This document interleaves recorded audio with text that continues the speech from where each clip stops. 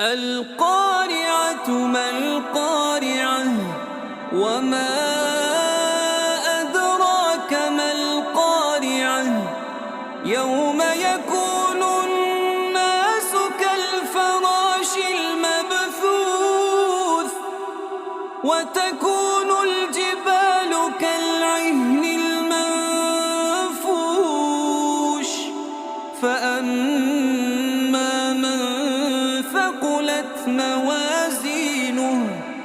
فهو في عيشة راضية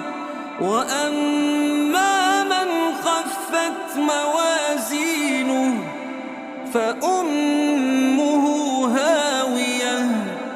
وما